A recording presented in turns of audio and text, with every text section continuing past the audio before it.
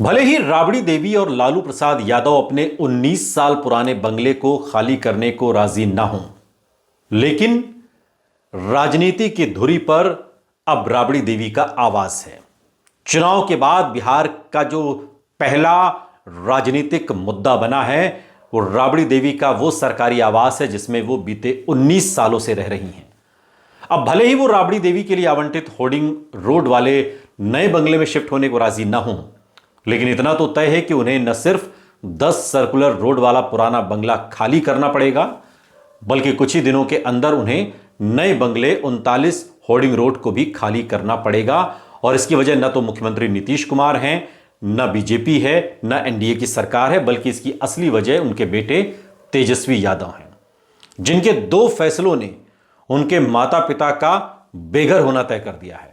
तो सबसे पहले बात करते हैं कि आखिर जिस 10 सर्कुलर रोड वाले बंगले में लालू प्रसाद यादव और राबड़ी देवी पिछले 19 साल से रह रहे हैं और जहां लालू प्रसाद यादव की सेहत को देखते हुए लिफ्ट तक की व्यवस्था की गई है, उसे उन्हें क्यों खाली करना पड़ रहा है और क्यों उन्हें जो नोटिस मिला है उसके जिम्मेदार सिर्फ तेजस्वी यादव हैं। तो इसके पीछे की कहानी भी आपको समझनी होगी कि यह पूरा चक्रव्यूह कैसे रचा गया और कैसे इस चक्रव्यूह के पीछे अब जिम्मेदार तौर पर नीतीश कुमार, बीजेपी या एनडीए नहीं है, बल्कि खुद तेजस्वी यादव हैं। अब आप सोच रहे होंगे कि भला ये कैसे।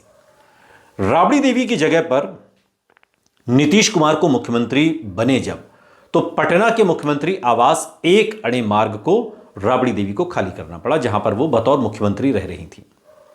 उस बंगले में बतौर मुख्यमंत्री नीतीश कुमार रहने लगे, जो बीते 19 सालों से रह रहे हैं। उसी दौरान नीतीश कुमार ने फैसला किया कि बिहार के जो भी पूर्व मुख्यमंत्री हैं उन्हें सरकारी बंगला अलॉट होगा और इसके लिए सरकारी कायदे कानून में बदलाव किया गया और फिर राबड़ी देवी को 10 सर्कुलर रोड वाला बंगला अलॉट हुआ। 16 जनवरी 2006 से बतौर पूर्व मुख्यमंत्री राबड़ी देवी 10 सर्कुलर रोड में रहने लगी और तब से वो वहीं पर रह रही हैं। लेकिन साल 2015 में जब बिहार में महागठबंधन की सरकार बनी और तेजस्वी यादव डिप्टी सीएम बने, तो कहानी यहां से थोड़ा सा पलटती है। अब हुआ यह कि तेजस्वी यादव को बतौर डिप्टी सीएम 5 देश रत्न मार्ग पर एक बंगला आवंटित हुआ और जब तक महागठबंधन की सरकार रही तो कोई दिक्कत नहीं हुई, लेकिन जैसे ही नीतीश कुमार ने पाला बदला, अब बीजेपी के साथ सटे, एनडीए की सरकार बनी, मुख्यमंत्री नीतीश कुमार बने, दिक्कत शुरू हो गई। क्योंकि तब बिहार के उप मुख्यमंत्री तेजस्वी यादव नहीं बल्कि सुशील कुमार मोदी बन गए और ऐसे में तेजस्वी यादव को बंगला खाली करने का नोटिस मिल गया, क्योंकि वो बंगला बिहार के उप मुख्यमंत्री के लिए आवंटित था और उप मुख्यमंत्री अब तेजस्वी यादव थे नहीं, सुशील मोदी थे, जिन्हें 5 देश रत्न मार्ग पर शिफ्ट होना था। तब तेजस्वी ने बंगला खाली करने के बजाय अदालत का रास्ता चुना। पटना हाईकोर्ट में केस किया, कहा कि बिहार के जो पूर्व मुख्यमंत्री हैं और जो लोग ऊंचे पदों पर रहे हैं या हैं, उनके घरों को लेकर साफ साफ नियम कानून होना ही चाहिए। तब यह मुकदमा पटना हाईकोर्ट के तत्कालीन चीफ जस्टिस एपी शाह और जस्टिस अंजना मिश्रा की बेंच में पहुंचा। सुनवाई के बाद हाईकोर्ट ने तेजस्वी यादव को 5 देश रत्न मार्ग का जो बंगला था उसे खाली करने का आदेश दिया। साथ ही नीतीश कुमार ने पूर्व मुख्यमंत्रियों के लिए जो बंगलों की व्यवस्था थी उसे भी खारिज कर दिया और कहा कि पूर्व मुख्यमंत्रियों को बंगला देना और दूसरी सुविधाएं देना असंवैधानिक है। फरवरी 2019 में आए इस फैसले के करीब 6.5 साल के बाद भी राबड़ी देवी से बंगला खाली नहीं करवाया गया, क्योंकि तब सियासी परिस्थितियां अलग थीं, जिनमें नीतीश कुमार कभी तेजस्वी के साथ तो कभी तेजस्वी के खिलाफ रहे।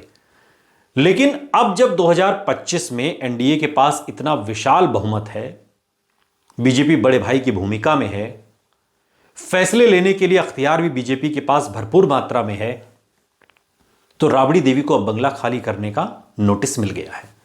अब भले ही आरजेडी के प्रदेश अध्यक्ष मंगनी लाल मंडल ये कहें कि बंगला खाली नहीं होगा, लेकिन जो हाईकोर्ट का आदेश है उसे देखते हुए लगभग तय है कि बंगला तो खाली करना ही पड़ेगा और राबड़ी देवी को अपने परिवार समेत 39 हार्डिंग रोड पर शिफ्ट होना होगा। लेकिन वहां शिफ्ट होने के कुछ दिनों के बाद ही राबड़ी देवी को वो भी बंगला खाली करना पड़ेगा, और इसकी वजह भी तेजस्वी यादव है,